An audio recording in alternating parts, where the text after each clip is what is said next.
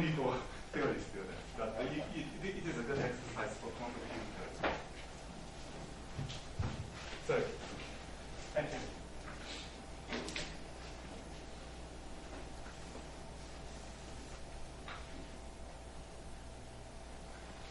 All right, so another very important aspect, so we have the... Can you turn off the light?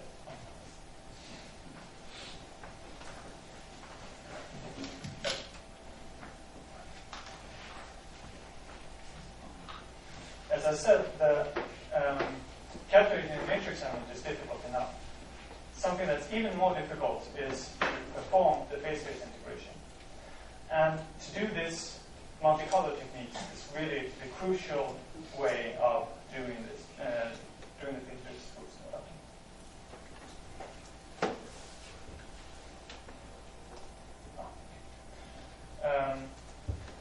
especially when you have many particles in the final state, so you have a very large phase space.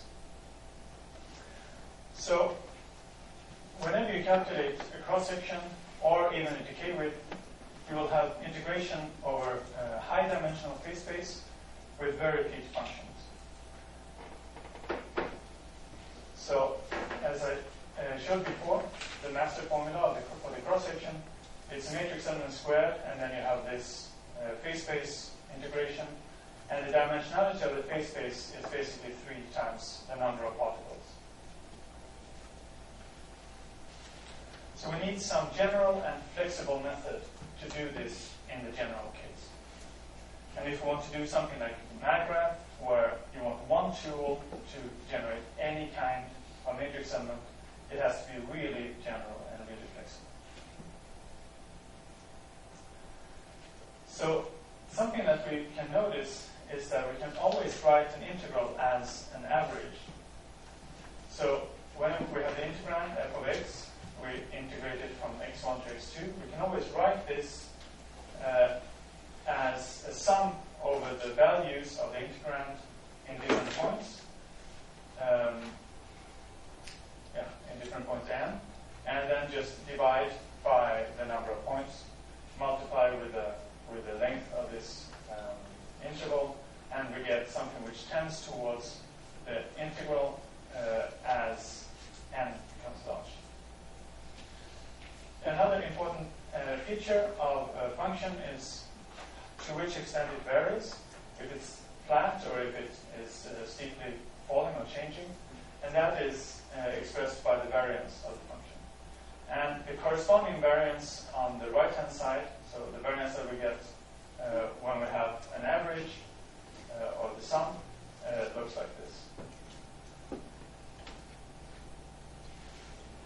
So now we can write the integral roughly as, so we know that this value tends to the value of the integrand, but we can also make an assessment of the error that we make when we do use an average instead of the integral using the variance. So this is not a perfect estimate because this doesn't necessarily tend towards the actual variance, but at least we get a measure of the uncertainty of the error that we make. And the important thing to notice here is that this is reduced with n as the square root of v over n. So the convergence of this can be slow, but we can estimate easily if we have converged or not by using the variance. The error that we make here, as you can see, the error here, it does not depend on the number of dimensions.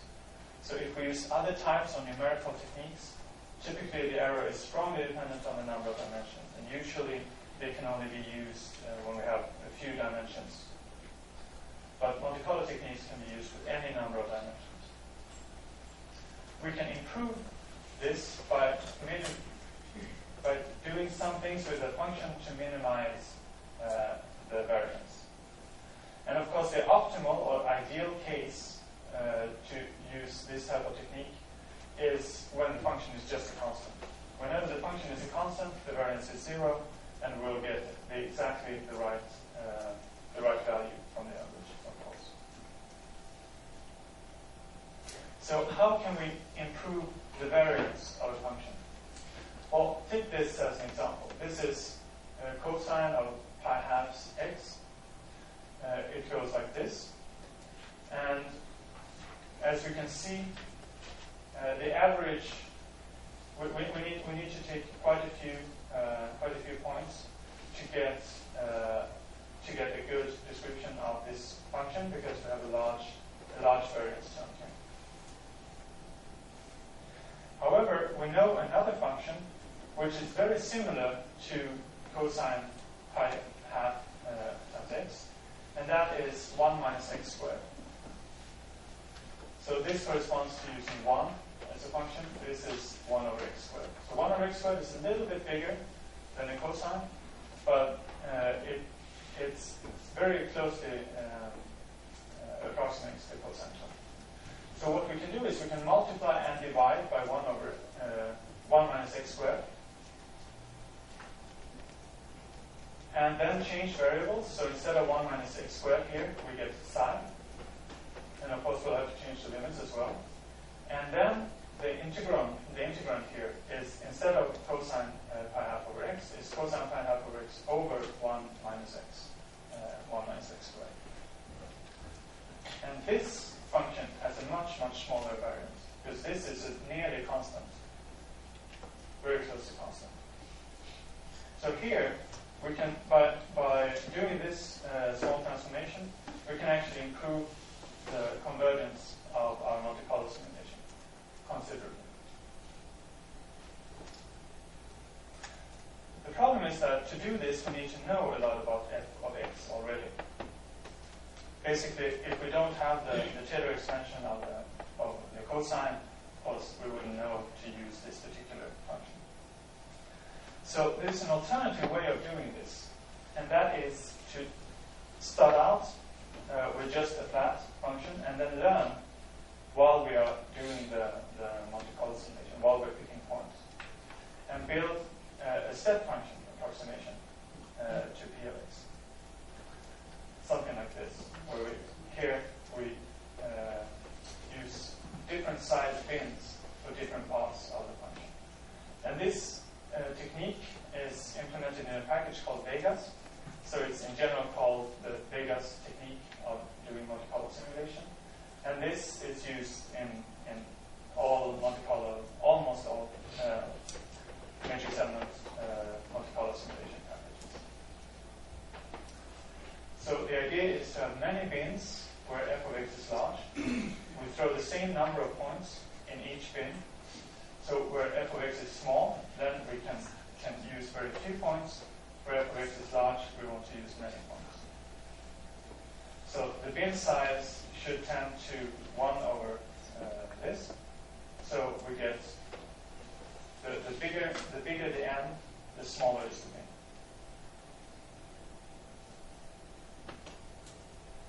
So this can be generalized to any number of dimensions very easily.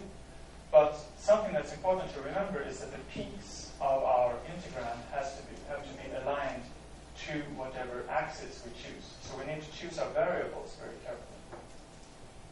So this is okay. Here we have our peak, one peak here, one peak in this here, and they're aligned with our axis. But if we have a misalignment like this, then the method doesn't work, because we'll throw equally many points across this whole range, except maybe for here in the middle. So we can fix this by just making a change of variables, ensuring that these ridges that we have here are aligned with our integration axis, or the variables that we use in our integration. So there's an alternative way of doing this. So in the previous slides, you throw points here, and for each point you throw points in the same way across this whole field, and then you use whatever value you get for the function, and you take the average. So this is straightforward enough. However, there is an alternative way of doing it, and that is to pick an x, calculate our function, so far the same way as what we did before. And now we pick another value, y, here, and we check if f of x is larger than y, then we accept the event. If f of x is smaller than y, then we reject the event. So instead of using the value f of x, we just keep the event or reject it, depending on the value of this second random variable y. So now the integral will be the number of accepted events divided by the total number of tries. This is will be the efficiency.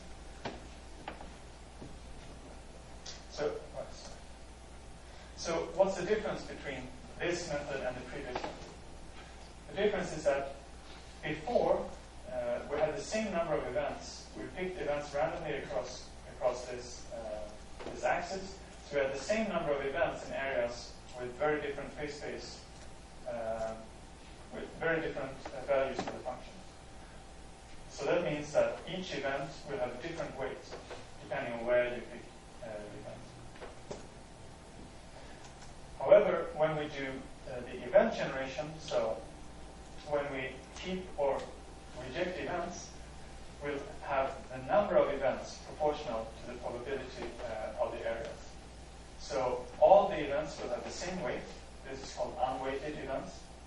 But we'll have more events where the probability is large and fewer events where the probability is small. So the events will be distributed the same way that nature distributes its events. Nature doesn't have a weight attached to each event. You just you run your collider, you get more events where you have a larger probability, fewer events where you have a smaller probability. So this is called event generation, as compared to Monte Carlo integration. Of course, we can improve also event generation using importance sampling, so by approximating our function with some other function that we know, which is similar to our original function. And now we take our x distributed as the function that we use to approximate, so p of x. Then we calculate f of x and p of x. We pick our y between 0 and 1, and we check if f of x is larger than y times p of x. Then we accept the event, or we otherwise reject it. So this gives us much better efficiency here. We'll reject very few events. In the previous case, here we reject very many events. So the difference between a Monte Carlo integrator or a Monte Carlo calculator, it will give us many events, but the same number of events across this whole range, and the weights of the events are different. So some events will have very large weight, where we have a large probability. Some events will have very small weight, where we have a small probability. Now, if we apply this acceptance rejection, so we pick a second random variable, and we keep or reject the event depending on whether it's above or below, whether this random variable is above or below the value of the function. Now we'll get an event generator instead, where all events have the same weight, so they're called unweighted, but the distribution of events is according to our function. So this is possible only if f of x doesn't go to infinity, and if it has definite sign. So this is something important for Ricketts' lecture. In next leading order calculation, you don't have a definite sign of your integrand. So you can have negative integrand, and then this does not work.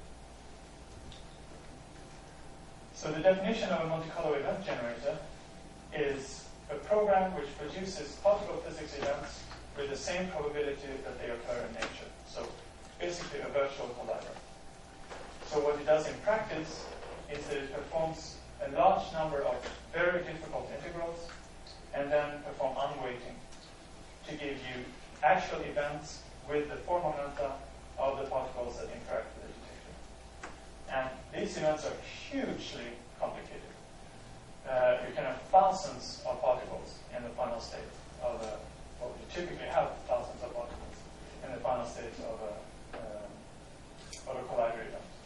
And you need to get the momenta of all these particles distributed as in nature. So it's a very difficult problem. Okay, so there's one case that I didn't mention before. I said that if you have multiple multi-dimensional space and you have the wrong alignment of your variables, you need to make a variable transformation to get the peaks of your variables aligned with your axis.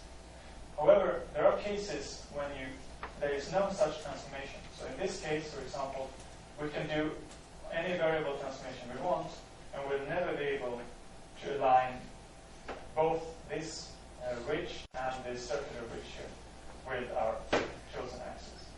So this means that there's no way we can use Vegas to do this adaptive integration. The solution is to use different channels, so different functions, to simulate the different parts of this. So here we can use two different functions, pi of x, and give them different weights as long as they sum up to p of x. So the sum of the weights has to be 1. Each pi takes care of one peak at a time.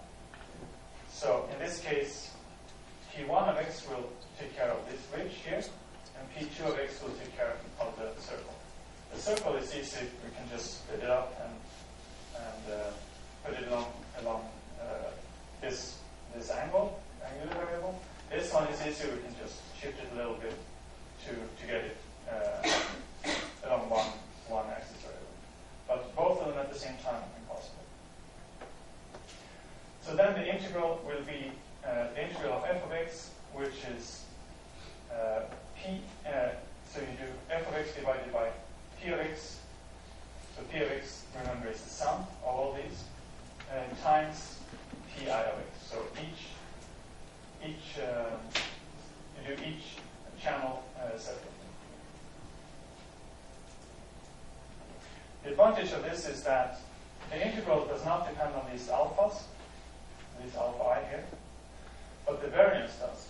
So if you choose the wrong weight between the different functions, you will get slow convergence. But if you pick your alpha very carefully, then you will get very good and fast convergence. The problem is that you need to calculate all these GI is actually PI, the PI values for every point, and because you have this here, this is the sum of the PI. And obviously each basic channel must be invertible. So, and then to calculate the best possible values of alpha I here, you have n coupled equations for alpha. So inverting these n coupled equations for alpha is usually the big difficulty in doing this type of multi-channel integration. So the alpha is unique, or the best value for alpha is unique. Yes, it depends on what is. I mean, the relative height of the different things. So a very simple example is QCD 2-to-2 conversion. Here we have 3. I already showed you this. This was what we calculated back in the previous little section. So we have the S channel gluon, we have the T channel U quark, and we have the U channel U quark.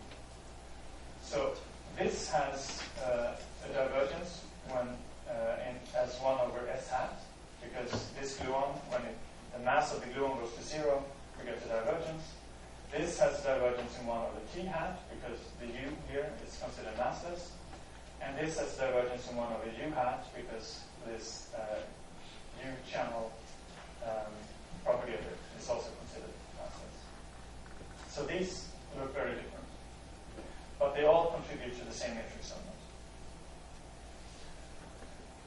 So now we want to split up into 3 different functions, where each function gives a good description of one of these 3 space-based structures, or proper divergent structures.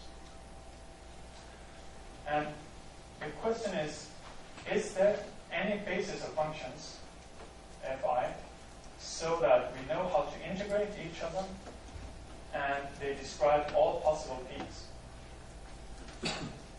Then, if we could find such a basis of functions, then this problem would be solved. It's very easy. We just do, just as I described in the standard multi-channel integration.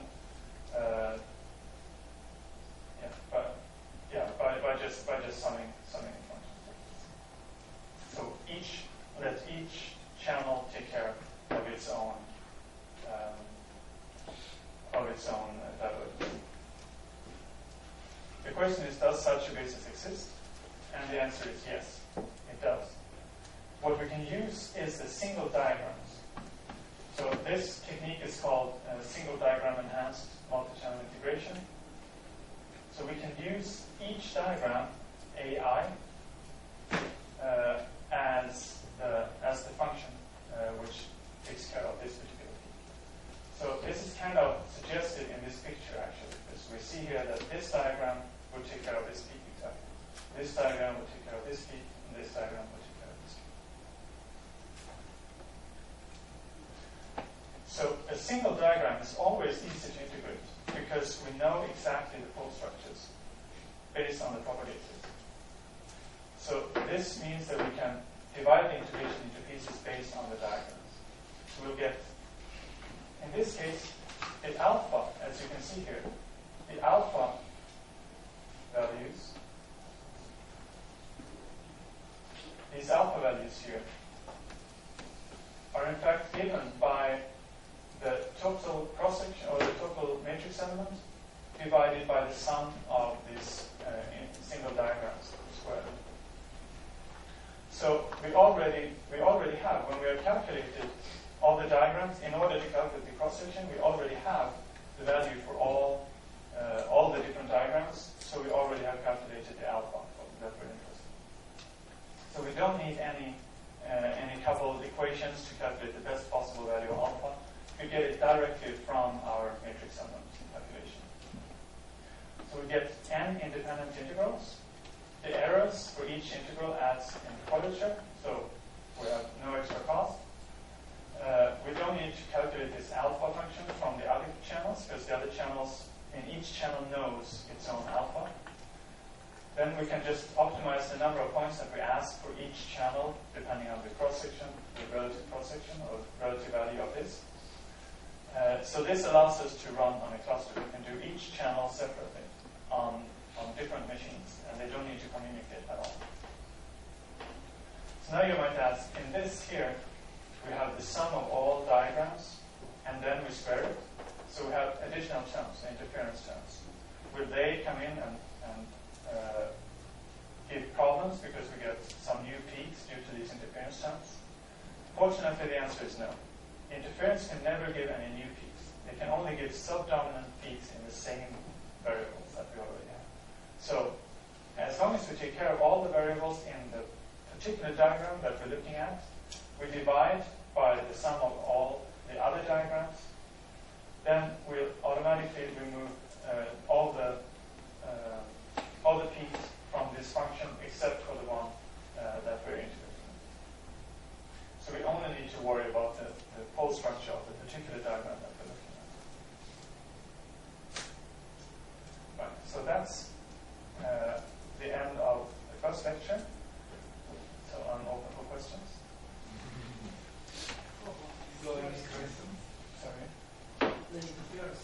Yes. There's 2 single diagram interference. Yes. So the interference is fully taken into account in this value here. So you see when you sum up these fi, you get the sum of these terms, which just means the sum of this in the numerator and the sum of this in the denominator. So the end result will always be the complete cross-section with all interference taken into account. But But for each diagram, I mean, for each integration channel, of course, you're not taking into account interference. So when you sum up the channels, then you have the complete cross-section with all interference taken into account. If you look separately at the value you get from each channel, it actually has no meaning. It has some meaning because you can still see which diagrams or which phase-space structures give a larger contribution. But it's really only the totally summed result. Other questions?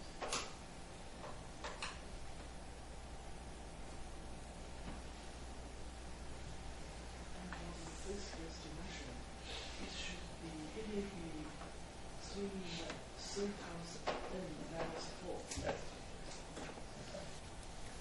So when n becomes large, then you add something which is closer. But in Hadron Collider, you also have a Hadron distribution function.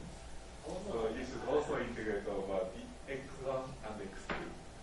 So 3n minus 2 is the dimension of integral. I think. Right. So any other questions?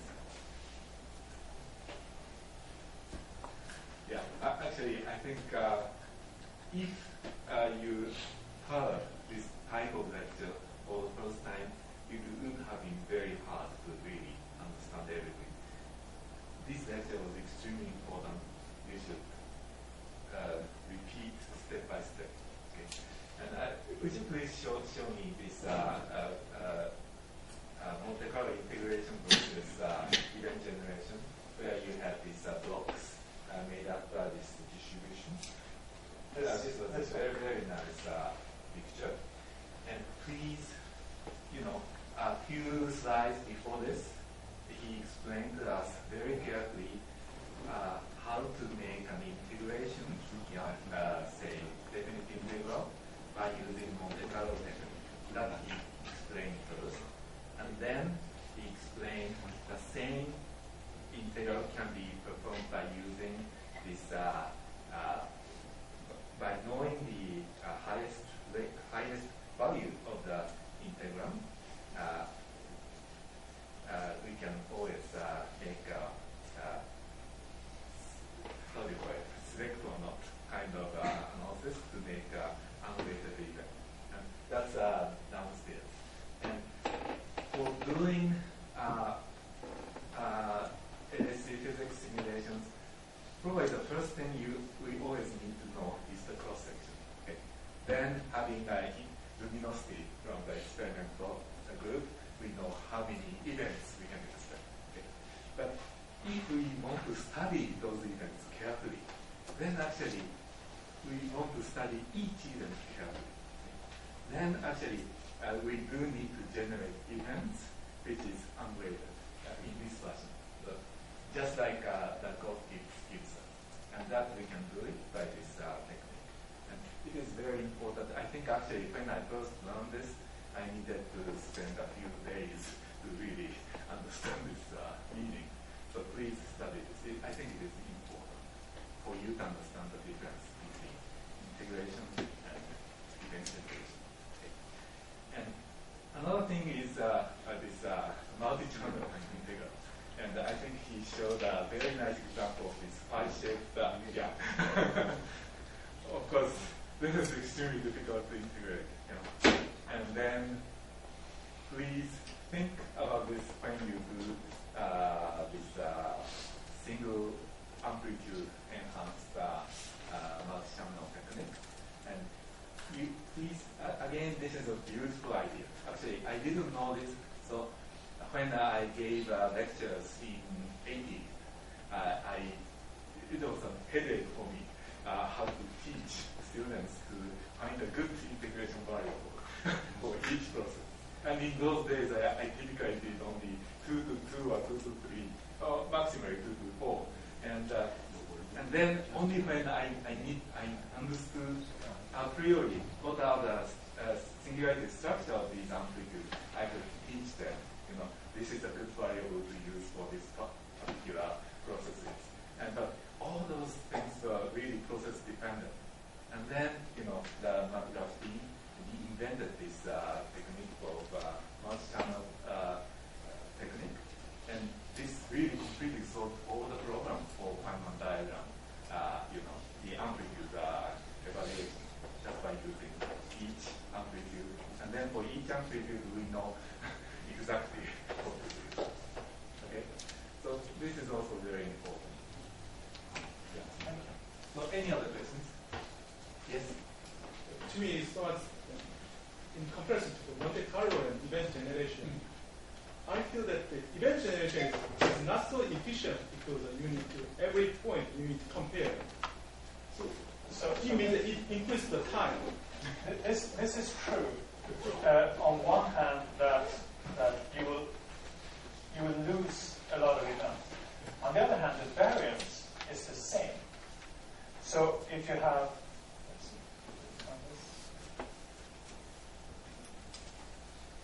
yes.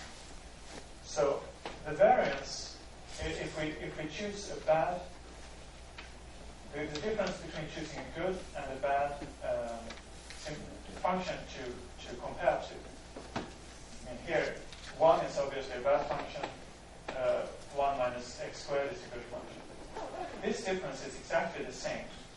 So the variance is the same whether we use acceptance rejection, so event generation, or if we use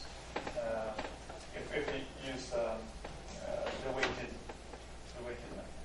So actually, the number of points that you need to ask in order to get a given precision or a given size of your error is the same. It doesn't make any difference. But in some cases, if you have a few very, very high weight events, for example, you might end up with only points in this particular game. Whereas if you do the unweighting. So if you have pathological, really bad cases, you might lose information by doing the acceptance rejection. So this is one reason why, actually it's not really the reason, but so there are cases when you want to do the weighted. But in the end, the end goal, the aim, is to be able to distribute events as each. So the end goal should always be to have unweighted events. Okay, in this picture, what is the red line and blue line? Oh, it's the same as in the previous. So that's why it's not properly explained. Sorry about that. So yes.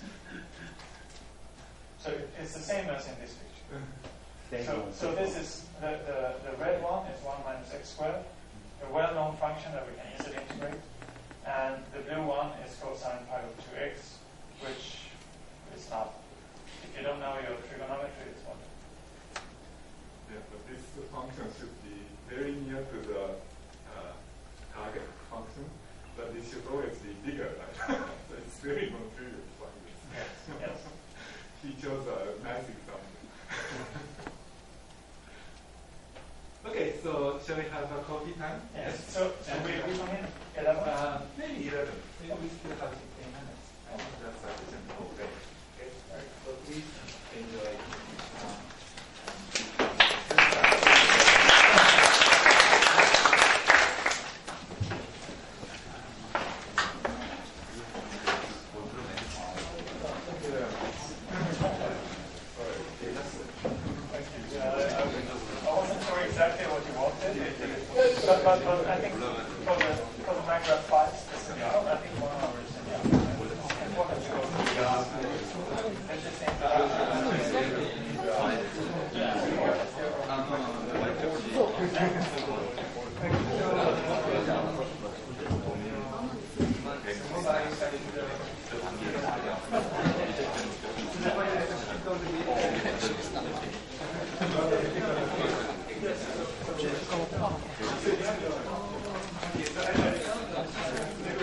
나중에 그거 보면서